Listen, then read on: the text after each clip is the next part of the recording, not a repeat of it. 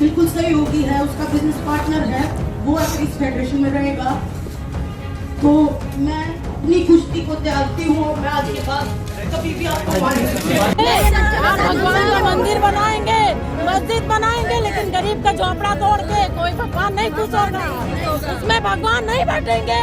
किसी गरीब का झोपड़ा तोड़ के उनको बेघर करके भगवान बैठा लो, वो भगवान नहीं बनाएंगे। राम को भक्त बनते हो, राम के भक्त बनते हो, राम के भक्तों को तकलीफें दे रहे हो, वो सरकार नहीं है। नमस्कार, मैं रवीश कुमार। साक्षी मलिक ने कहा है कि वे अब कुश्ती छोड़ रही हैं।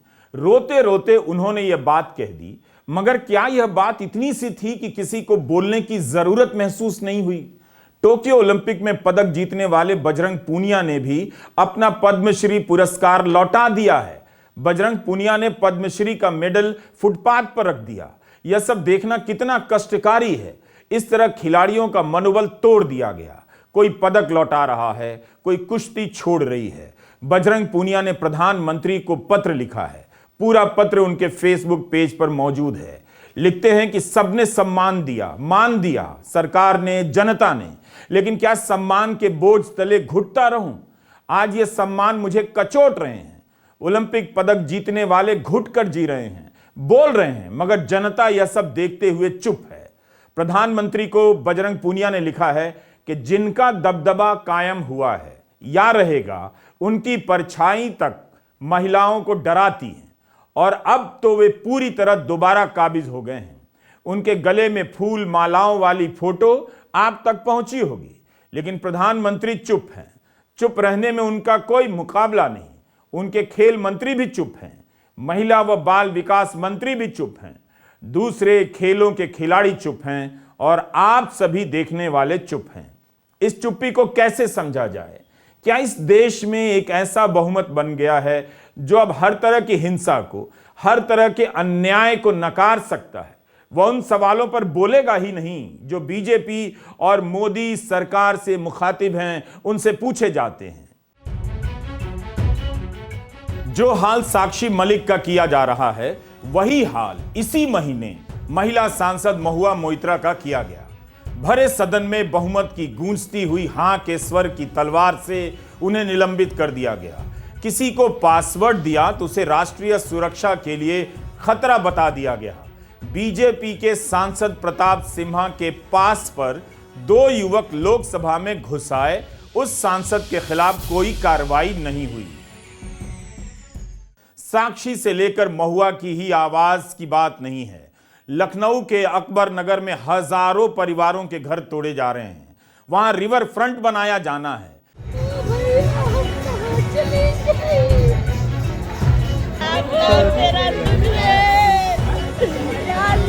गरीबों की मदद करो। गरीब का झोपड़ा तोड़ के कोई भगवान नहीं खुश होगा, उसमें भगवान नहीं बैठेंगे। जो गरीबों को बेघर कर दे, जो बेसहारों को सहारा छीन ले, वो सरकार नहीं है।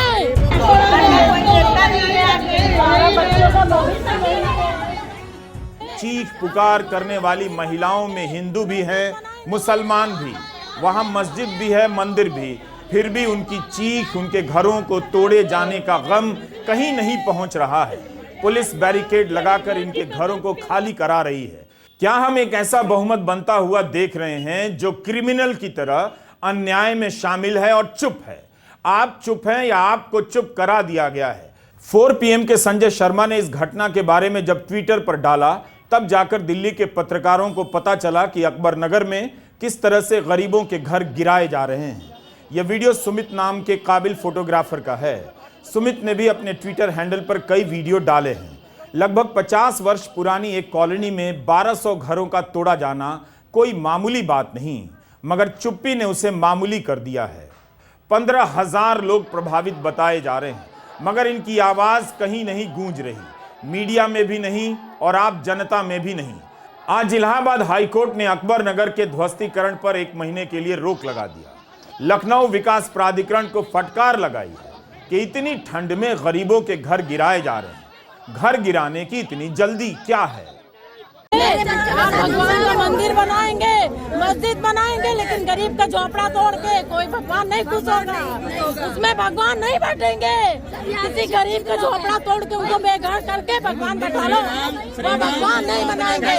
राम को भक्त बनते हो, राम के भक्त बनते हो, राम के भक्तों को तकलीफें दे रहे हो। वो सरकार नहीं है। जब एक पत्थर की भगवान की इतनी इज्जत, जीते जागते इंसानों की इतनी बेकदरी, वो सरकार नहीं है जो गरीबों को बेघर कर दे, जो बेसहारों का सहारा छीन ले। वो सरकार नहीं है सरकार। लोकतंत्र नहीं बचेगा तो आपका माइक, आपका चैनल, आपका संवाद भी नहीं बचेगा। इसलिए इस खतरे को आप भी समझिए। जो व्यक्ति और जो निजाम अभी सत्ता में है, उसे विपक्ष मुक्त संसद चाहिए, प्रतिरोध मुक्त सड़क चाहिए, खिलाड़ी मुक्त खेल चाहिए, और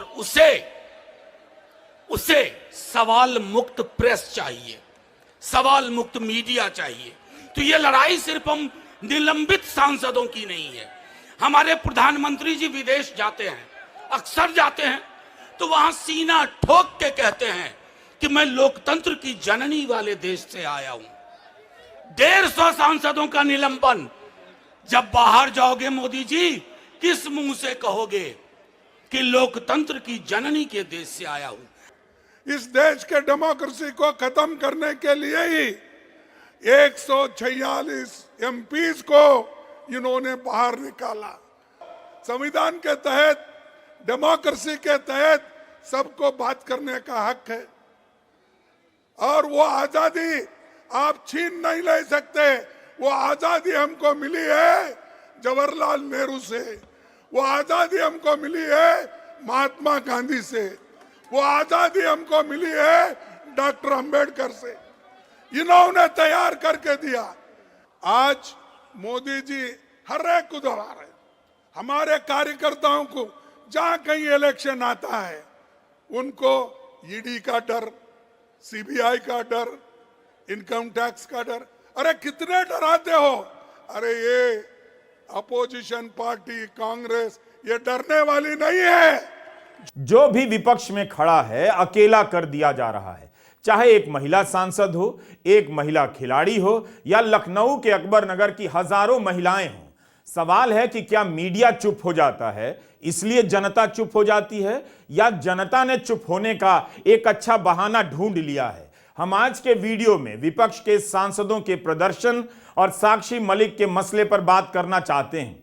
दोनों भले ही दो छोर पर नजर आते हैं, लेकिन दोनों को लेकर जो चुप्पी पसरी है, आप जानकर भी अनजान बने हुए हैं, इसमें काफी समानताएं हैं। हम जानते हैं कि यह पहली बार नहीं है। हम यह भी जानते हैं कि धर्म की राजनीति ने लोगों को अधर्मी बना दिया है।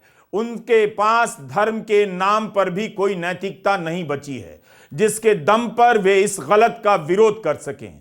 जिस जंतर मंतर पर साक्षी मलिक, विनेश फोगाट, बजरंग पूनिया जैसे कई पहलवानों ने 39 दिनों का धरना दिया, तब भी उनके मुद्दे को लेकर सरकार से सवाल नहीं पूछे गए, उन्हें हताश कर दिया गया। आज उसी जंतर मंतर पर विपक्षी दलों के कई नेता जमा हुए। 146 सांसदों का निलंबन किया जाना कोई छोटी घटना नहीं। विपक्ष को निलंबित कर लोकसभा और राज्यसभा से कितने महत्वपूर्ण कानून पास कर लिए गए। बहस होती तो उन कानूनों के अच्छे बुरे पहलू का आपको पता चलता, मगर भारतीयता की चादर में लपेटकर भारत की आकांक्षाओं का गला घोंटा जा रहा है। गिनाने के लिए 146 सांसद हैं, कई दल हैं, फिर भी उनकी आवाज कहीं सुनाई नहीं देती। सबका बोलना उनके अपने अपने ट्विटर हैंडल और यूट्यूब चैनल तक सिमट गया है। विपक्ष के सांसद लगातार प्रदर्शन कर रहे हैं, मगर हर तरफ सन्नाटा पसरा हुआ है। यह सन्नाटा क्या उस बहुमत को बेचैन ही नहीं करता कि देश किस दिशा में जा रहा है? मीडिया सवाल नहीं करता, संसद में सवाल करने वाला विपक्ष बाहर कर दिया जाता है। विपक्ष की लड़ाई में जनता कहां है और चुप क्यों है? कोई और समय होता तो साक्षी मलिक के कुश्ती छोड़ने को लेकर मीडिया 24 घंटे सरकार से सवाल पूछ रहा होता, खेल मंत्री और प्रधानमंत्री से इस्तीफा मांग रहा होता और जनता सड़कों पर उतर गई होती। यह वो समय है जब जनता अपनी हाउसिंग सोसाइटी के व्हाट्सएप ग्रुप में एक समुदाय के प्रति नफरत का वीडियो गेम खेल रही है, अपने बच्चों को दंगाई बना रही है, नफरत के पक्ष में बोलना सीख रही है। क्या आज के दौर की जनता का यही सही चित्रण होगा? क्या हम इस लोकतंत्र में चुप्पी का बहुमत बनता देख रहे हैं? लोग उसी वक्त क्यों चुप हो जाते हैं जब बीजेपी के सांसद पर यौन शोषण के आरोप लगते हैं? लोकसभा में बीजेपी के सांसद सहयोगी सांसद को धर्म के नाम पर गाली देते हैं और बीजेपी सांसद के पास पर 2 युवक लोकसभा में कूद जाते हैं। लोग इसी वक्त क्यों चुप हो जाते हैं? प्रधानमंत्री सवालों के जवाब नहीं देते। यह सवाल क्यों नहीं है? चुप्पी का यह बहुमत विपक्ष के खिलाफ तो बोलता है मगर बीजेपी पर नहीं बोलता। क्या यह देश तभी बोलेगा जब मीडिया बोलेगा? मीडिया ने बोलना छोड़ दिया तो क्या देश ने भी बोलना छोड़ दिया है? बात केवल साक्षी मलिक की नहीं है। हर दूसरा नेता इस चुप्पी को समझने के लिए आज के समय में जूझ रहा है। वो कारण जानता है, बस साफ साफ नहीं बोलता कि जनता ने संविधान की नैतिकता को छोड़कर धर्म की अनैतिकता की चादर ओढ़ ली है। धर्म उसका बहाना नहीं, जरिया है सत्ता की बेईमानियों पर चुप रहने का। नेता सीधे सीधे ये बात नहीं बोल पाते, लेकिन बात यही है। अब देखिए, मीडिया में यह बात नहीं आई कि देश में बेरोजगारी है। नहीं, मीडिया ने देश में बेरोजगारी की बात नहीं की। मीडिया क्या कहती है? मीडिया कहती है कि पार्लियामेंट के बाहर सांसद लोग बैठे थे, वहां पे राहुल गांधी ने वीडियो ले लिया। मतलब इन्होंने यह नहीं कहा कि 150 सांसदों को बाहर कर दिया, पार्लियामेंट के बाहर खड़ा कर दिया। यह सवाल मीडिया ने नहीं पूछा। क्यों किया, कैसे किया? अमित शाह से सवाल पूछा कि भैया आप होम मिनिस्टर हो, ये 2 युवा जंप करके कैसे आ गए? बेरोजगारी पे 2 सवाल पूछे और 150 लोगों को उठा के बाहर कर दिया। मीडिया ना बेरोजगारी की बात करती है,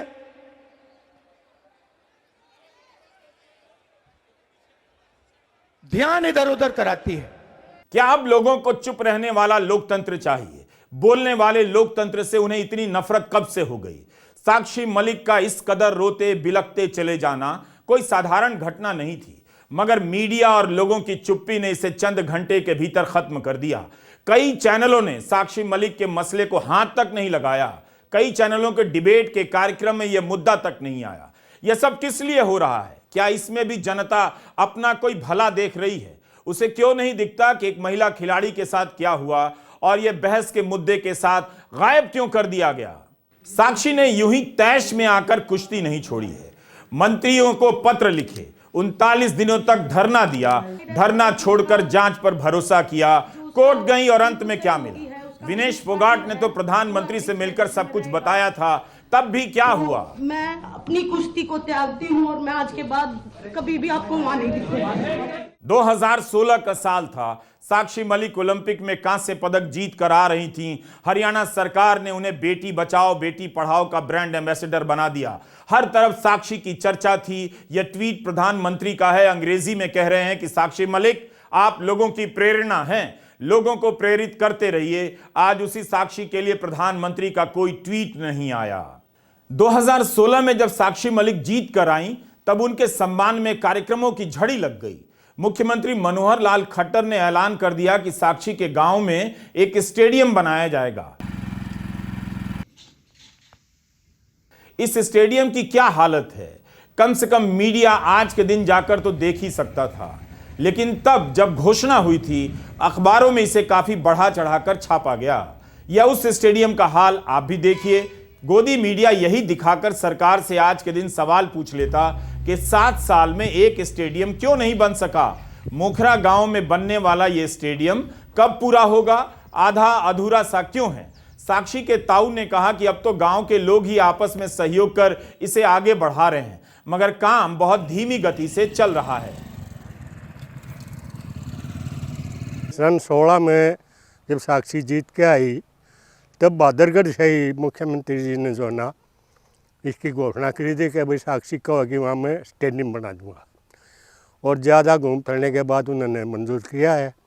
और वो अब भी जो जगह तो पड़ा अधूरा, बना नहीं है अभी। अब ये देख लो जी, लगभग ये 5-6% हुआ होगा, बस 10% मान लो। डिले ये हो रहा है, ठेकेदार कह रहा है कि पैसे समाप्त हो गए।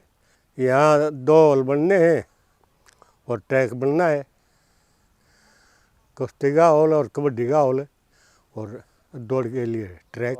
मैंने सीम विंडो पर लगाई थी, उसका मेरे पास तो कोई जवाब आया नहीं। विजेंद्र सिंह बेनीवाल भी ओलंपिक खिलाड़ी रहे हैं। 2008 की बात है, बीजिंग ओलंपिक में जब विजेंद्र का मुकाबला होने वाला था तब पूरे देश की सांसें रुक गई थीं। विजेंद्र ओलंपिक में पदक जीतने वाले पहले भारतीय बॉक्सर बने। यह बहुत बड़ी घटना थी। हम सभी पत्रकार भिवानी गए थे। विजेंद्र के घर के बाहर ओबी वैन लगाने की जगह नहीं मिल रही थी। दरवाजे से लेकर खिड़कियों तक के इंटरव्यू हो रहे थे। जो भी उस घर में आता था विजेंद्र का चाचा, मामा, ताऊ बनकर इंटरव्यू दे रहा था। आज उसी विजेंद्र की आवाज भी चुप्पी के इस लोकतंत्र में खो गई है। उन्हें भी लगता है कि कोई नहीं सुन रहा। आज जब विजेंद्र कांग्रेस मुख्यालय में प्रेस कॉन्फ्रेंस करने आए तो उनकी बातों में भी उस चुप्पी की बेचैनी झलक रही थी जिसे देश ने ओढ़ ली है। इस चुप्पी की केवल जुबान नहीं है, आंखें भी नहीं हैं। लगता है लोगों ने देखना भी छोड़ दिया है। बस मेरे 1-2 छोटे-छोटे सवाल हैं कि अगर ये आपकी किसी माँ, बहन, बेटी के साथ हुआ होता, क्या तब भी आप लोग ऐसे ही चुप रहते, या मोदी सरकार तब भी ऐसे ही चुप रहती? इस खेल के जो इन्होंने प्रोटेस्ट किया था उसको तरह तरह से बदनाम करने की कोशिश की गई। उसको कहा गया कि आप किसी कांग्रेस पार्टी से प्रेरित हैं, उसको कहा गया कि आप ये तो जाटों का एक प्रोटेस्ट है। तरह तरह के एलिगेशन लगाए गए। मैं गया वहाँ, पहले दिन से उनके साथ था, मैं अब भी साथ हूँ और आगे भी साथ रहूँगा। बिकॉज मुझे मालूम है कि खिलाड़ी की जो पीड़ा होती है वो इतनी आसानी से नहीं जाती। बिकॉज वो लड़ाई चाहते हैं, वो लड़ना जानते हैं, और मैं चाहूँगा कि उनके साथ न्याय हो। और जितने भी लोग, जितनी भी आवाम है हिंदुस्तान की, वो एक बात ज़रूर सोचे कि भैया एक इतना बड़ा खिलाड़ी हमारे पास, कहते कि गिने चुने मुट्ठी भर, कहते कि हम काउंट कर सकते हैं उंगलियों पर कितने ओलंपिक मेडलिस्ट हैं, उनके साथ इस तरह का व्यवहार किया जा रहा है। तो जो आम जो जनता है, आम जो नागरिक हैं, उनके साथ क्या होगा? एक बार सोचिएगा जरूर इस बात को। और बार बार यह दोहराने का मन नहीं करता कि क्रिकेट खिलाड़ी भी चुप हैं, लेकिन यही खिलाड़ी पहले तो बोला करते थे। आज गलत होता देखते हैं तो क्यों नहीं बोलते? खिलाड़ियों पर क्यों नहीं बोलते? सचिन तेंदुलकर राम मंदिर के उद्घाटन समारोह के लिए आमंत्रित किए गए हैं। 2016 में साक्षी के पदक जीतने पर तेंदुलकर ने भी ट्वीट किया था। हताश साक्षी ने जब कुश्ती छोड़ने का ऐलान किया तो सचिन का ट्वीट ही नहीं आया। भारत की एक स्टार ओलंपिक खिलाड़ी ने खेल छोड़ने की बात कह दी, खेलों की दुनिया से कोई आवाज नहीं आई। इस चुप्पी को समझना और इस पर कहना बहुत जरूरी है। क्या पूरे देश को ही ईडी का डर सताने लगा है, या देश चुप्पी के बहुमत में समा गया है? हाँ सर, स्पोर्ट्स पर्सन क्रिकेट को सर वो स्पोर्ट्स नहीं, उसका एक वो स्पोर्ट्स से कहीं बढ़कर है, मैं मानता हूँ। और हमारे मुल्क में तो कहते 3 चीज़ें बहुत चलती हैं, एक तो पॉलिटिक्स बहुत चलती है, एक बॉलीवुड बहुत चलता है, क्रिकेट बहुत चलता है। तो ये तीनों चीज़ों में कहते कि कभी भी जो असली मसला होता है उसके ऊपर ये कभी बात नहीं करता। आप कभी भी देख लीजिए, बॉलीवुड स्टार, क्रिकेटर स्टार, या कोई भी जो काम का ढंका करने वाला इंसान है, जो काम की बात होगी उसके ऊपर कभी नहीं बोलेंगे। और जो जितने भी अवार्ड हैं, जितने भी राज्यसभा, सबसे पहले उनके पास जाएंगे। ये सच्चाई है, ये आप सबको मालूम है सर। लेकिन ये देश का दुर्भाग्य है। तो अपने जो रोल मॉडल हैं, चूज वाइजली। आप किसको रोल मॉडल मानते हैं? जो आपको हर मसले पर जवाब दे, जो आपके साथ हमेशा दुख में आपके साथ खड़ा रहे, आप उसको रोल मॉडल चुनिए, ना कि जो टीवी पे दिखता है उसको नहीं। आपको याद होगा जब महिला खिलाड़ी धरने पर बैठी थी तब उनके पक्ष में कपिल देव ने आवाज उठाई थी। अहमदाबाद में जब भारत और ऑस्ट्रेलिया के बीच विश्व कप का फाइनल हो रहा था तब कपिल देव को नहीं बुलाया गया। कई पत्रकारों ने लिखा कि कुश्ती की खिलाड़ियों के पक्ष में बोलने पर कपिल देव को किनारे कर दिया गया।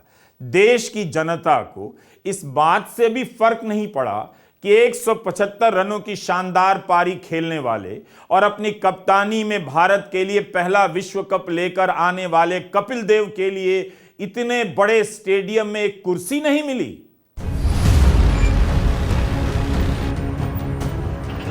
बृजभूषण सिंह का जलवा तो है, यौन शोषण के आरोपों के बाद भी पूरी पार्टी उनके साथ खड़ी रही। यह वो पार्टी है जो विपक्ष को हर दिन संवैधानिक और धार्मिक मर्यादा का पाठ पढ़ाती है, लेकिन खुद जब बारी आती है तो चुप हो जाती है। आखिर सबने देखा कि 39 दिनों के धरने के बाद भी सरकार ने एफआईआर नहीं कराई। सुप्रीम कोर्ट के कहने पर एफआईआर हुई और चार्जशीट दायर हुई, लेकिन आज तक बृजभूषण सिंह की गिरफ्तारी नहीं हुई। मामूली एफआईआर पर पत्रकार, सामाजिक कार्यकर्ता जेल में डाल दिए जाते हैं, लेकिन सांसद जी का जलवा कम नहीं हुआ। दबदबा है और दबदबा रहेगा का पोस्टर ऐलान कर रहा है कि भविष्य में भी कोई इनका कुछ नहीं बिगाड़ सकता। जून और जुलाई महीने की इन खबरों का क्या किया जाए। अंग्रेजी के अखबारों में प्रमुखता से छपी हैं, मगर इन खबरों को पढ़ने वाला अंग्रेजी क्लास भी उसी चुप्पी के बहुमत का हिस्सा निकला। दिल्ली पुलिस ने अपनी चार्जशीट में लिखा है कि एक केस में महिला खिलाड़ी ने आरोप लगाया है कि उसके साथ बार बार यौन शोषण किया गया। इसके बावजूद इसी दिल्ली पुलिस और सरकारी वकील ने कोर्ट में बृजभूषण सिंह की बेल को चैलेंज तक नहीं किया। उमर खालिद की जमानत को चुनौती देने में पुलिस कितना आगे रहती है। छेड़छाड़ और यौन शोषण के अन्य मामलों से जुड़ी 15 घटनाओं का जिक्र है। ट्रायल पूरी नहीं हुई और अंतिम फैसला नहीं आया, मगर जून और जुलाई की यह हेडलाइन कह रही है कि इतने गंभीर आरोपों के बाद बृजभूषण सिंह पर राजनीतिक कार्रवाई तो होनी ही चाहिए थी, मगर वे लगातार संसदीय कार्यों में हिस्सा लेते रहे, भारतीय जनता पार्टी के खास बने रहे। साक्षी मलिक, विनेश फोगाट और बजरंग पूनिया को अदालत से न्याय मिलना बाकी है, मगर कुश्ती संघ के चुनाव में उन्हें न्याय नहीं मिला। भारतीय कुश्ती संघ का चुनाव जीतने वाले संजय सिंह ने कहा है कि वे राजनीति का जवाब राजनीति से देंगे, कुश्ती का जवाब कुश्ती से देंगे। बृजभूषण शरण सिंह ने कहा है कि उनकी नहीं, देश भर के पहलवानों की जीत है। दिल्ली के ओलंपिक भवन में मतदान हो रहा था, वहां संजय सिंह की जीत की घोषणा बृजभूषण शरण सिंह के दामाद विशाल सिंह ने की। विशाल भी इससे पहले की कमेटी के सदस्य रहे हैं। बृजभूषण सिंह के सरकारी आवास के बाहर लगा यह पोस्टर बता रहा है कि उनका कोई कुछ नहीं बिगाड़ सकता। पोस्टर पर लिखा है दबदबा है, दबदबा रहेगा। यह भी लिखा है कि भगवान भी यही चाहता है। इसका मतलब तो यही है कि भगवान से नीचे किसी के बस की बात नहीं कि बृजभूषण सिंह को कुश्ती संघ से बेदखल कर दे। इसी घर के भीतर कुश्ती संघ का दफ्तर है। आरोप है कि वहीं पर छेड़खानी और यौन शोषण की कई घटनाएं हुई हैं। अब सोचिए कि यहां कौन जाएगा इसी घर में जहां इतने संगीन आरोप लगे। कांग्रेस मुख्यालय में आज सुबह सुबह इसी मसले पर प्रेस कॉन्फ्रेंस हुई। रणदीप सुरजेवाला ने कहा कि बेटी बचाओ, बेटी पढ़ाओ की जगह बेटी रुलाओ, बेटी सताओ का नारा गढ़ा जा चुका है। रणदीप सुरजेवाला ने कहा कि आज सभी प्रकार के खेल संघों पर बीजेपी का कब्जा है। कुश्ती में ओलंपिक जीतने वाली पहली महिला खिलाड़ी साक्षी ने खेल से संन्यास की घोषणा कर दी, जो भारत के इतिहास में काला अध्याय है। सुप्रीम कोर्ट के दखल के बाद एफआईआर तो दर्ज हुई, पर दोषी भाजपा सांसद, भाजपा के चहेते सांसद बृजभूषण को गिरफ्तार नहीं किया गया। वो खुला घूमता रहा। इससे बड़ी राष्ट्रीय शर्म की बात क्या होगी कि पूरी दुनिया में देश का नाम रोशन करने वाली पहलवान बेटियों और पहलवान खिलाड़ियों को अपने मेडल गंगा मैया में बहाने पड़े। कारण केवल इतना कि बृजभूषण सिंह को मोदी सरकार का संरक्षण प्राप्त है। और यह केवल भारतीय कुश्ती संघ नहीं, BCCI, board of control of cricket in India समेत सारे संघों पर, खेल के संघों पर भाजपाई नेताओं का आज कब्जा है। मोदी जी तो कहते हैं कि खेल संघों को राजनीतिक हस्तक्षेप से छुट्टी दिलवा दी, पर सच्चाई इसके विपरीत है। साथियों, क्या मोदी सरकार को इस देश में एक भी महिला खिलाड़ी पहलवान नहीं मिली, कोई एक भी सज्जन व्यक्ति नहीं मिला जो भारतीय कुश्ती संघ का अध्यक्ष बन सकता था, चुना जा सकता था? अगर यही आलम रहा तो इस देश की बेटियां और उनके अभिभावक, उनके माता पिता और परिवार किस पर विश्वास कर अपनी बेटियों को खेलने के लिए भेजेंगे? यह अत्याचार साक्षी मलिक के साथ नहीं, यह अत्याचार विनेश फोगाट के साथ नहीं, यह अत्याचार विजेंद्र बॉक्सर और इन जैसे अनेक काबिल खिलाड़ियों के साथ नहीं।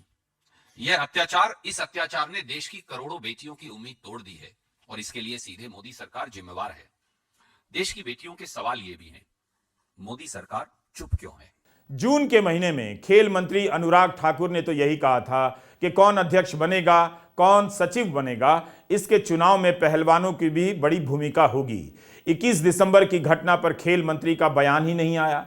कम से कम साक्षी मलिक के लिए ही बोल देते या नए अध्यक्ष को बधाई दे देते। साक्षी के लिए किसी बीजेपी नेता ने अपील नहीं की, खेल मंत्री ने कुछ नहीं कहा। प्रेस क्लब में जब बजरंग पुनिया, विनेश फोगाट और साक्षी मलिक प्रेस कॉन्फ्रेंस के लिए आए तो कहने से ज्यादा सबकी आंखों में आंसू थे।